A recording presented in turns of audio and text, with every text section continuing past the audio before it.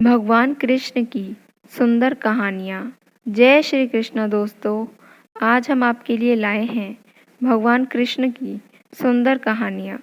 इन कहानियों में आपको भगवान कृष्ण की महानता और अपने भक्तों के प्रति उनके प्रेम भाव के दर्शन होंगे।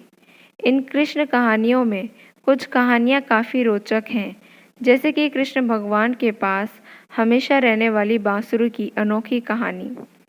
तो चलिए बिना देरी किए सुनाते हैं आपको भगवान श्री कृष्ण की अद्भुत कहानियाँ। 1. कृष्ण की बांसुरी की कहानी। द्वापर युग का समय चल रहा था। भगवान श्री कृष्ण के रूप में महाविष्णु अपने 8वां अवतार में जन्म ले चुके थे। सभी देवता, भगवान, सुर, ऋषि मुनि भेष बदलकर एक एक करके बाल कृष्ण से मिलने आ रहे थे। यह देख भगवान शिव के मन में भी अपने प्रिय प्रभु से मिलने की इच्छा उत्पन्न हुई, पर वह यह सोचकर रुके हुए थे कि बाल कृष्ण के लिए उपहार के रूप में क्या दिया जाए जिसे वह हमेशा अपने पास रख सकें।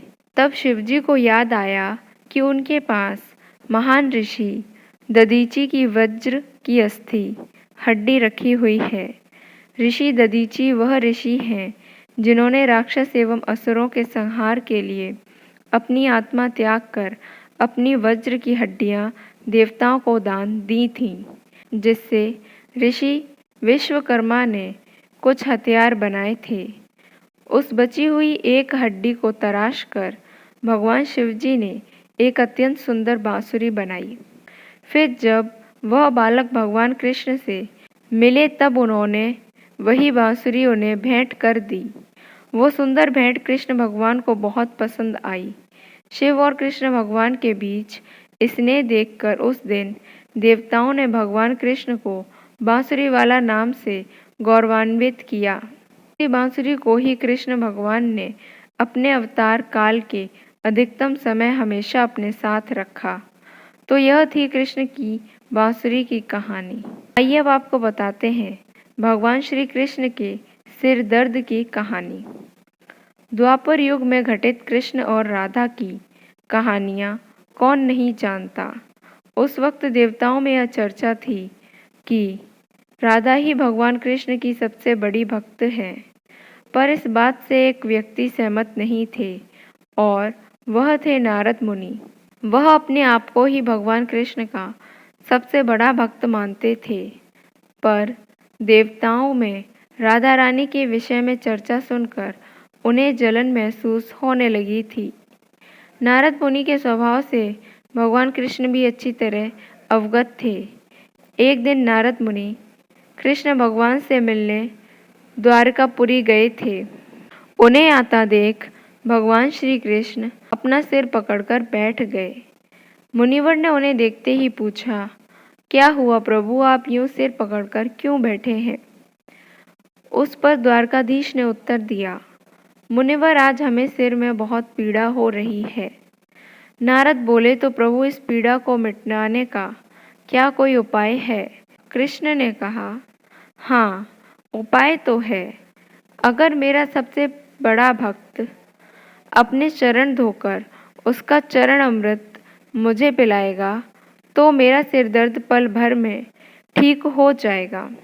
कृष्ण के मुख से यह उपाय सुनकर कुछ पल के लिए मुनिवर सोच में पड़ गए कि हूँ तो मैं ही सबसे बड़ा कृष्ण भक्त, लेकिन अगर मैं अपने पैर धोकर उसका चरण अमृत प्रभु को पिलाऊंगा तो मुझे नरक जाने जितना महापाप लगेगा।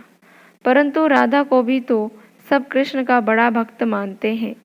इतना सोचने के बाद भगवान कृष्ण से आज्ञा लेकर नारद तुरंत राधा रानी के महल में जा पहुँचे और उन्हें प्रभु के सिर में हो रही पीड़ा एवं उसके उपाय के बारे में वृतांत सुनाया। यह सुनकर राधा रानी ने एक क्षण का भी विलंब ना करते हुए अपने चरण धोकर उसका अमृत एक कटोरी में नारद मुनि के हाथ में लाकर दिया और कहा, मुनिवर, मैं नहीं जानती कि मैं भगवान कृष्ण की कितनी बड़ी भक्त हूँ, पर मैं अपने ईश्वर आराध्य को पीड़ा में नहीं देख सकती। राधा के मुख से यह सच्चे भक्ति भाव के शब्द सुनकर नारद मुनि की आंखें खुल गईं और वह समझ गए कि राधा रानी ही कृष्ण की सबसे बड़ी भक्त है और प्रभु श्री कृष्ण ने यह लीला मुझे समझाने के लिए रची थी। 3. कृष्ण के मोर पंख की कहानी। एक बार एक मोर नंद गांव में श्री कृष्ण को रिझाने के लिए प्रतिदिन भजन गाता था, लेकिन श्री कृष्ण उसकी तरफ ज़्यादा ध्यान नहीं देते थे। श्री कृष्ण के इस व्यवहार से मोर एक दिन रो पड़ा। उसी समय एक मैना उधर से गुजरी। उस मोर से पूछने लगी, वह तो श्री कृष्ण का द्वार है और यहाँ क्यों रो रहे हो? मोर मैना को बताता है कि श्री कृष्ण को रिझाने के लिए 1 साल से प्रतिदिन यहाँ भजन गाता हूँ, लेकिन श्री कृष्ण मेरी ओर ध्यान ही नहीं देते। मैना कहती है, अगर श्री कृष्ण की कृपा प्राप्त करनी है तो मेरे साथ राधा रानी के द्वार बरसाने चलो। मोर ने जैसे ही बरसाने जाकर श्री कृष्ण का भजन गाना शुरू किया, राधा रानी दौड़ी आई और उसे गले लगा लिया। मोर ने सारा प्रसंग राधा रानी से सुनाया। राधा रानी कहने लगी, तुमने जो 1 साल से श्री कृष्ण को रिझाने की कोशिश की है, उसी का फल अब तुम्हें मिलेगा। अब तुम जाकर श्री कृष्ण को कुछ और सुनाना। मोर ने कहा, मैंने आपकी करुणा के बारे में बहुत कुछ सुना था, आज देख भी लिया। अगले दिन मोर नंद गांव में जाकर राधा रानी की महिमा के गीत गाने लगा। श्री कृष्ण उसी समय दौड़ कर आए और उसे गले से लगा लिया। मोर कहने लगा, अरे छरिया, 1 साल से तुझे रिझाने की कोशिश कर रहा हूँ, लेकिन तूने कभी ध्यान नहीं दिया। अब जब श्री राधा रानी की कृपा प्राप्त हुई तो आकर मुझे गले से लगा लिया। श्री कृष्ण कहते हैं कि किसी के मुख से रा अक्षर सुनते ही मैं उसे भक्ति प्रदान करता हूँ और धा अक्षर सुनते ही राधा रानी का नाम सुनने के लालसा में उसके पीछे पीछे चला जाता हूँ। श्री कृष्ण ने उस दिन मोर को वचन दिया कि मैं आज से तेरे मोर पंख को अपने सिर पर धारण करूँगा।